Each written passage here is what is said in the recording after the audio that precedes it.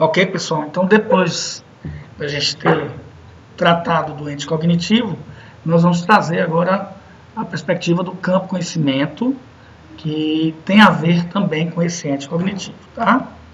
Bem, nós sabemos que uma configuração de campo é uma configuração composta por algo que perturba esse campo, uma partícula que perturba esse campo, né?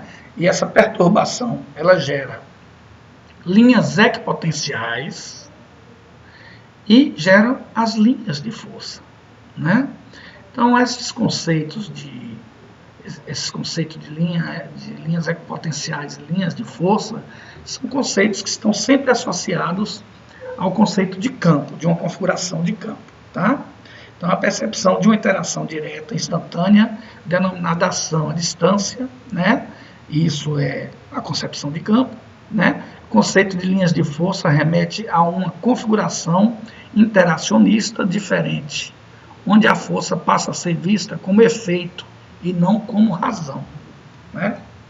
Então, essa é uma concepção de campo, tá? Bem, a ideia da gente é utilizar essa concepção de campo e fazer uma metáfora, uma analogia, a gente pode chamar de transdução do campo, que são comuns na física, para uma concepção de um campo que eu chamo de campo conhecimento. Ok? Bem, nós sabemos que uma configuração de campo ela emerge de diferentes contextos, abaixo alguns exemplos de campos conhecidos, né? Por exemplo, campo gravitacional, a fonte é a matéria, o contexto é o espaço-tempo, o potencial do campo é gravitacional e a força também é gravitacional.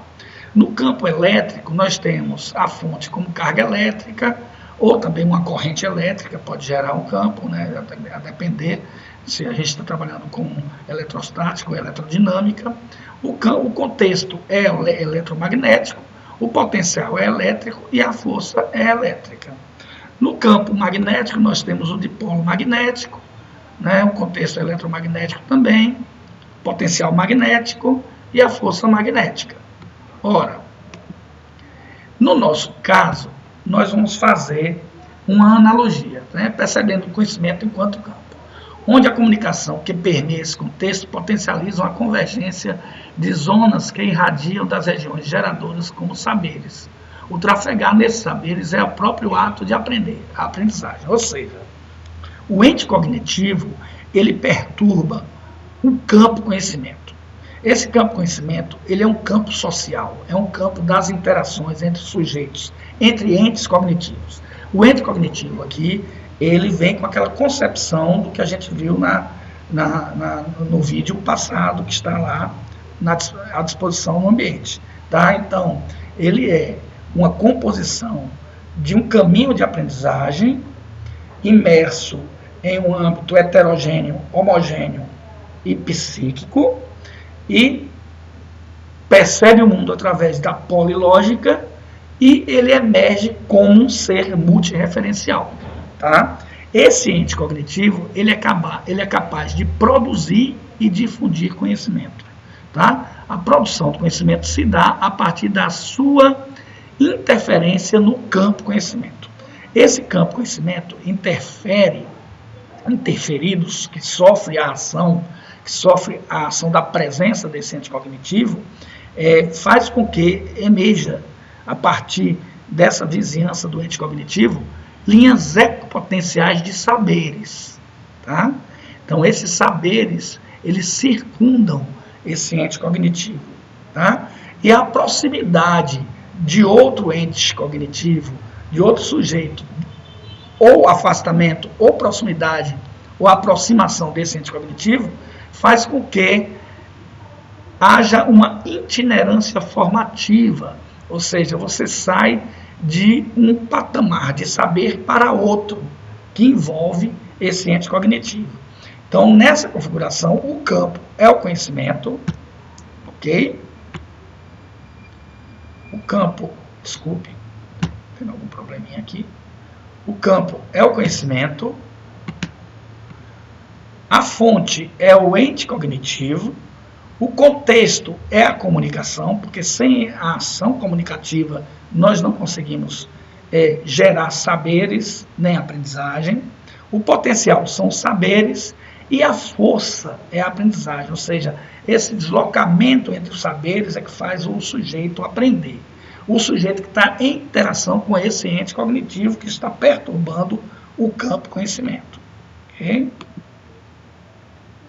Ora, claro que essa integração, essa itinerância formativa do sujeito se dá a partir da articulação ou da coexistência entre entes cognitivos, né? Então, essa configuração de campo de cada ente cognitivo, elas entram em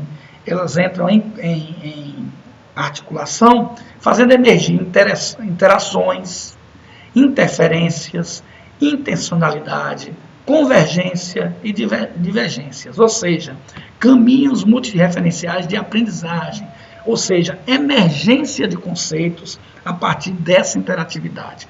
Ora, se vocês perceberem, nós não temos uma linearidade na itinerância formativa. Quando eu entro em contato com uma outra pessoa que sabe de outro assunto, que eu ignoro, eu vou, a partir dessa aproximação e desse contato, dessa interação, na interferência do que eu sei e do que ele sabe, na intencionalidade do que eu quero aprender, né, na convergência e divergência desses saberes, se dá essa aprendizagem, se dá esse caminho multireferencial de aprendizagem. E dali emerge conceitos. Tá? Então, essa itinerância formativa, ela não é linear, porque não existe uma única forma de aprender, um único caminho, uma única trajetória de aprendizagem. Tá? Isso é interessante quando a gente pensa em currículo. Né?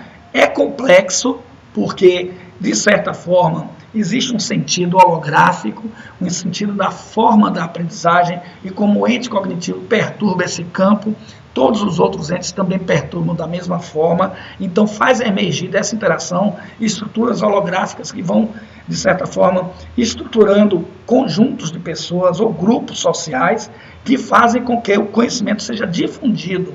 Além disso, seja construído socialmente. Né? Isso que é interessante. E sempre em estado de potência e atualização. É muito interessante que isso está muito presente nas teorias de aprendizagem. Se você pega o construtivismo de Piaget, se você pega o socio-interacionismo de Vygotsky, né, você vai encontrar justamente essa questão da potência e da atualização, de um estado de saber para outro estado de saber. O sujeito sempre está em potência e atualização na apropriação do conhecimento e na transformação de conhecimento em saberes, né, sociais, saberes aceitáveis pela sociedade. Né? Ou seja, na composição e emergência de conceitos e na composição social do currículo. Né? Isso é que ocorre quando a gente interage, quando os entes cognitivos interagem, né, que somos todos nós, né, sujeitos cognitivos. Né? Ok. Claro que essa estrutura da pequena interação, da dupla contingência entre 2 ou 3 entes cognitivos, reverbera em uma estrutura holográfica, fractal. Então, ou seja, o conhecimento se dá dessa maneira. O conhecimento social, ele emerge dessas estruturas de atratores de interação individuais para atratores de interações formais e não formais em grandes espaços de aprendizagens. Né? E, então, isso se dá de uma forma holográfica. O conhecimento social, ele é um conhecimento complexo, ele tem características de sistemas adaptativos complexos. Tá? E daí emerge realmente os conceitos, né, gerados a partir do campo do conhecimento, que são aceitáveis socialmente e que se tornam ciência, né? Ou senso comum, ou se tornam experiências, relatos, né? Ou formas de fazer, ou formas tecnológicas, ou técnicas de se fazer as coisas. Então, o que é interessante é essa abrangência e esse movimento holográfico no sentido vertical do sujeito, mas também no sentido mais horizontalizado da sociedade. Então, o conhecimento se dá tanto no sujeito, como se dá também no social, né? Então, nós temos uma apropriação, uma construção do conhecimento numa vertente social e no indivíduo também. Bem, claro que no indivíduo você tem um percurso em itinerância, que você sai de níveis mais abrangentes, onde você vai aprofundando sua perspectiva sobre algo, até você chegar a um ponto de limiar de geração de conhecimento, onde você já não tem mais certeza do que sabe. Aí tem muito a ver com aquele caminho do conhecimento, do caminho da aprendizagem que a gente viu com Fialho na outra apresentação do ente cognitivo. Então, nós saímos da zona de conforto, onde nós temos a experienciação e a apropriação de conceitos que nós damos conta, e quando você vai se aprofundando em determinado tipo de conceito, de conhecimento, você vai chegando a um limiar de geração de conhecimento. Aquele ponto onde você não tem mais certeza do que você sabe e que não sabe, né? Por isso que é importante a gente sempre valorizar o erro, valorizar aquela lacuna, aquela inexistência da explicação, porque ali é que moram os novos conceitos, ali é que moram as novas percepções de mundo, ali é que mora a emergência de conceitos, ok? E, claro, que nessa estrutura nós não fazemos esse movimento sozinho, esse movimento de verticalização, de aprofundamento, também se dá em grupo, se dá de forma social. Então nós temos também esse conhecimento social que tem o seu limiar de geração de conhecimento, que são as estruturas de inovação. Então, esse tunelamento nas trajetórias, percursos, itinerâncias e emergência de conceitos se dá também de uma forma social. Então, como nós já tínhamos visto que essa estrutura do campo conhecimento, ele é holográfico, ele é complexo, então ele se dá de forma individual, mas ele se dá também em grupo, em forma social, numa construção social do conhecimento, com um limiar de geração do conhecimento também social, tá? Então a gente percebe que a sociedade sempre está aprendendo, reestruturando, se adaptando para manter a sua identidade, sua vizinhança, né? Então essa é a perspectiva do campo conhecimento, ok, gente? Então, nós temos o atrator de ponto fixo, convergência para um ponto de baixa dinâmica, maior permanência do conceito. São os conceitos mais superficiais, aqueles conceitos estruturantes, de baixa modificação, né? Os conceitos que estruturam a ciência. Então, são os primeiros a serem apropriados, tá?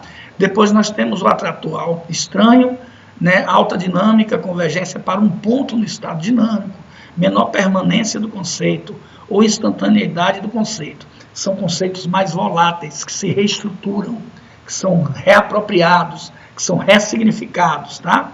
E no final nós temos o emaranhamento do sujeito-objeto, né? A incerteza do conceito. É onde você não consegue mais dissociar o que é você e o que é o objeto. Então você não tem a capacidade de transformar aquele conhecimento que é tácito em explícito, em saberes, né? Em saberes que são aceitáveis socialmente, tá? Então, nesse momento, você está em um emaranhamento sujeito-objeto, onde você expõe a incerteza do conceito, tá? É nesse âmbito onde emergem novas perspectivas, novas formas de fazer e novas formas de perceber o mundo. Ok? É isso. Então, essa é a concepção do campo conhecimento, pessoal. Nós temos, então, a concepção do ente cognitivo e a concepção do campo conhecimento. Ok? Então, logo depois eu vou comentar como vocês vão fazer a atividade de vocês.